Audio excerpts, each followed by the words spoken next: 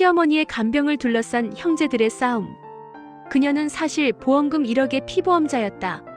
시어머니가 쓰러진 건 작년 겨울이었다. 뇌졸중으로 반신불수가 되셨다. 의사는 말했다. 완치는 어렵습니다. 평생 누군가의 도움이 필요할 겁니다. 그날부터 우리 집안은 전쟁터가 됐다. 누가 시어머니를 모실 것인가? 당연히 아무도 나서지 않았다. 시댁은 삼형제였다. 큰아들은 서울에서 사업하고 둘째는 미국에 살고 있었다. 내 남편은 막내였다. 그리고 제일 가난했다. 큰형님이 전화를 걸어왔다. 아우, 네가 모셔야지. 네가 제일 가까이 있잖아. 나는 화가 났다. 형님은 서울에 건물도 있고 차도 여러 대인데 왜 우리가 모셔야 하냐고. 남편은 작은 공장을 운영하는데 겨우 입에 풀칠하는 형편이었다. 나는 미국에 있어서 못 간다. 니네가 모셔. 형제들은 서로에게 떠넘기기 바빴다. 결국 제일 약한 우리한테 떠밀렸다. 나는 억울했다. 시어머니는 평생 큰아들만 편애했다. 명절 때도 큰형님한테만 용돈 주고 내 남편은 거들떠도 안 받다. 결혼할 때도 큰형님은 집을 사줬는데 우리는 전세금도 안 보태줬다. 그런 시어머니를 내가 왜 모셔야 하나? 하지만 남편은 착했다. 그래도 어머니신데 우리가 모시자. 나는 남편이 원망스러웠지만 어쩔 수 없었다. 시어머니를 우리 집으로 모셨다. 기저귀 갈고 식사 챙기고 목욕시키고 일주일에 2번은 병원에 가야 했다. 나는 직장도 그만둬야 했다. 남편은 공장 일로 바빴고 아이들은 학교 갔다. 간병은 온전히 내 몫이었다. 허리가 끊어질 것 같았다. 밤에는 시어머니가 계속 깨서 불렀다. 물 달라, 화장실 가자, 가려워. 나는 제대로 잠도 못 잤다. 6개월이 지났을 때 나는 한계에 다다랐다. 남편한테 말했다. 여보, 이러다 내가 먼저 쓰러지겠어. 요양원이라도 알아보자. 남편도 고민하는 눈치였다. 하지만 형들이 돈을 안 보내줬다. 요양원 비용은 월 200만 원이 넘었다. 우리 형편으로는 감당할 수 없었다. 나는 큰형님한테 전화했다. 형님, 비용 좀 나눠 부담합시다. 큰형님은 냉정했다. 그때 이상한 일이 벌어졌다. 갑자기 큰형님이 우리 집에 찾아왔다. 어머니 상태가 어떠냐고 물었다. 별로 좋아지시지 않았다고 했더니 큰형님 표정이 밝아졌다. 그래, 그럼 우리 집으로 모셔가야겠다. 나는 어안이 벙벙했다. 6개월 동안 한 번도 안 찾아오더니 갑자기 왜 모셔가겠다는 건가? 며칠 뒤 둘째 형님도 한국에 왔다. 미국에서 급히 들어왔다며 어머니를 자기 집으로 모시겠다고 했다. 두 형님이 갑자기 시어머니를 모시겠다고 싸우기 시작했다. 나는 기가 막혔다. 6개월 동안 나 혼자 고생할 때는 쥐도 새도 모르더니 이제 와서 왜 이러는 건가? 나는 시댁 사정을 아는 동네 사람한테 물어봤다. 그리고 충격적인 사실을 알았다. 시어머니는 20년 전에 보험을 들었다고 했다.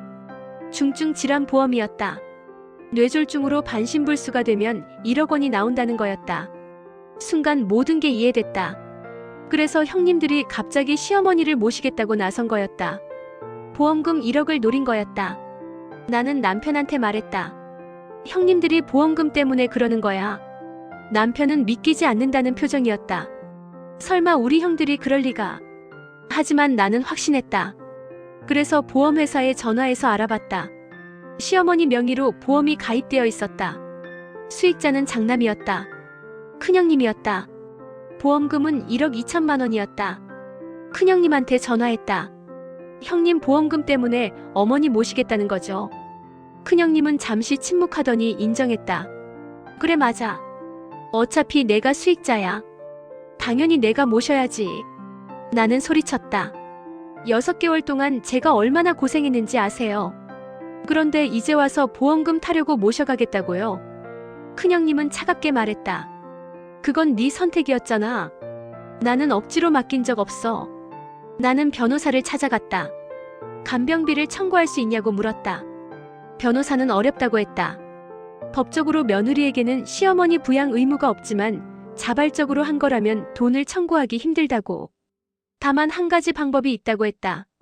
보험금 수익자를 변경하는 거였다. 시어머니가 의식이 있으면 가능하다고. 시어머니는 말은 못하지만 의식은 있었다. 나는 시어머니한테 물었다. 어머니 그동안 제가 모시느라 얼마나 힘들었는지 아시죠? 큰형님은 한 번도 안 오셨잖아요. 그런데 보험금만 타가려고 하세요. 이게 맞는 건가요? 시어머니는 눈물을 흘렸다. 나는 계속 말했다. 수익자를 저희 남편으로 바꿔주세요. 제가 계속 모실게요. 시어머니는 고개를 끄덕였다.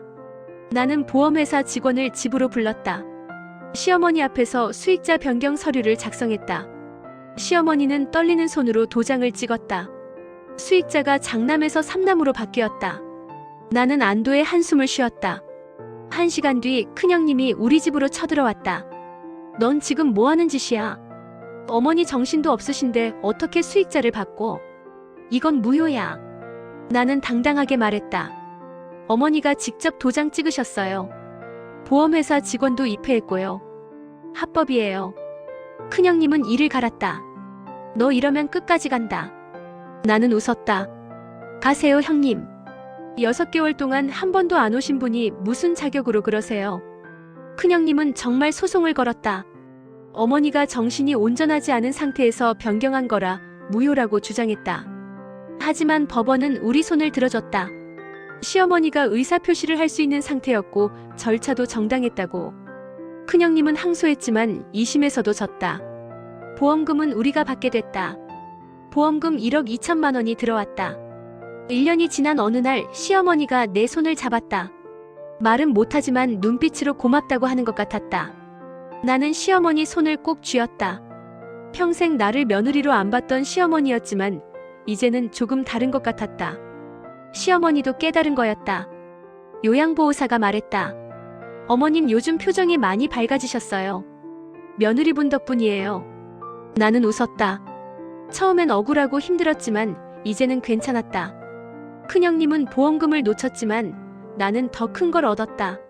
시어머니의 진심과 내 양심이었다. 그게 돈보다 값진 거라는 걸 이제는 안다.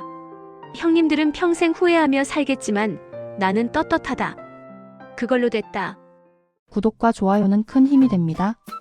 막장 5분과 함께 특별한 이야기를 함께 해보세요. 우리 주변의 이야기를 빠르게 만나보세요.